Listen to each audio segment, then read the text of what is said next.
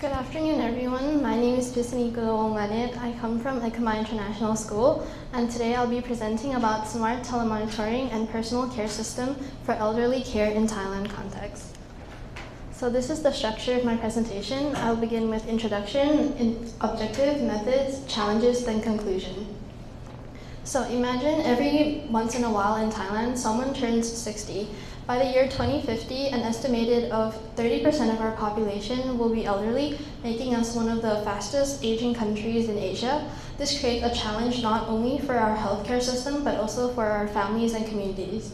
Traditionally, elderly people in Thailand are cared for within two major types of households. First, some live with family members who often take on the daily role of daily caregivers, or others who live alone apart from their children due to younger generations migrating to cities or overseas for work.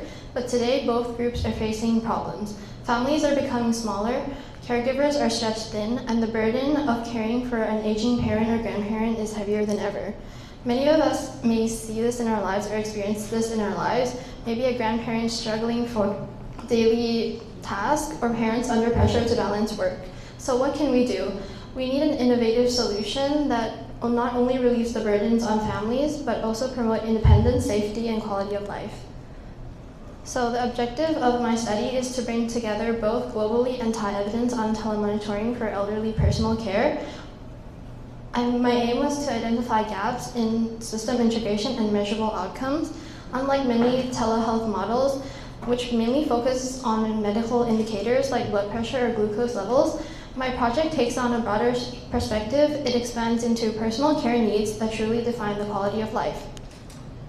So to achieve this, I conducted a structured narrative review. I searched major databases and using keywords such as telemonitoring, elderly care, personal care, and Thailand. I focused on studies involving adults aged 60 and above, which I organized into 5 key domains, which is mobility, hygiene, nutrition, hydration, and medical adherence. So these are the 5 main domains: mobility, hygiene, nutrition, medicine adherence, and mental emotional well-being. So this is the overall structure of this system. There's the integrated, the functions, and they will combine into a dashboard, which AI will help analyze and store into cloud-based storage. So first, mobility. Systems that monitor movement, detect falls, and support safe mobility. Some examples include wearable devices such as watch that use motion sensors, and smart walking aids which uses pressure sensors. So the second domain is hygiene and grooming. So it's monitoring daily hygiene routines to detect and neglect functional decline, such as bathroom usage, which uses water flow instead of cameras, and smart mirrors, which uses timers. So the third one is nutrition and hydration. There are smart fridges and hydration bottles, such as normal water bottles that you use, which will have sensors to detect if you actually drink in time. And the fourth domain is medicine adherence.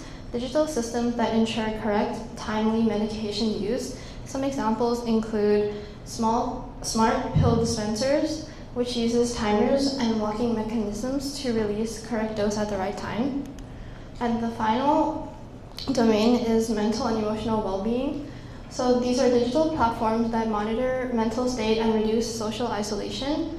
Some examples are AI mood trackers. For example, when AI detects that your speech is slow or your face is declining, they will use these to detect and express the cognitive decline.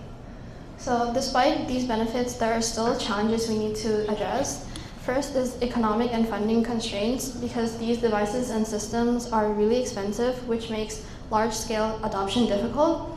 And second, organization and integration issues. At present, hospitals and communities are not fully connected yet, so information can remain fragmented. Third, cultural acceptance and privacy. Many elderly people feel uncomfortable using these tools. Being monitored and gaining their trust will be essential. And finally, technological limitations. Rural areas with weak internet access face barriers that make monitoring less reliable. So in conclusion, my study shows that Smart telemonitoring has the potential to transform elderly care in Thailand by focusing on daily living, not just medical charts. It can improve safety, reduce risk, and provide a better quality of life. The expected impact is it can better access to healthcare, fewer hospital readmissions, and ultimately a more sustainable system for healthcare. These are my references. Thank you. 네, 질문 있으신 교수님께서는 거셔 주시기 바랍니다.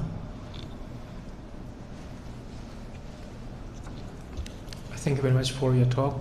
So is this for the elderly people who live alone? Because if there are multiple people in the house, how can you check the usage of this fridge or water?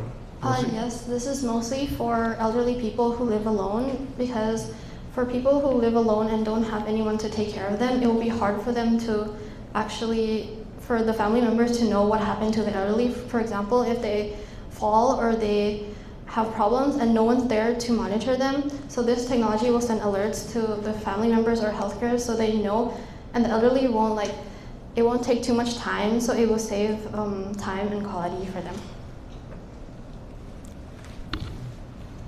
I think it's overall a very good idea, but it seems like there should be like detectors or sensors everywhere in the home, right? Yes, mostly. So I think just smartphone alone is not really enough. Just only one application is not enough to monitor like the daily life of the elderly patients. So I think the financial support should be the biggest issue. So do you think the government has kind of plan or like a financial support? So mainly, have you heard about that? For the financial problems, we do really need the government support and maybe like private or public partnerships to support this thing. But I think if the government really sees the problem of elderly population growing today, they will actually support this system.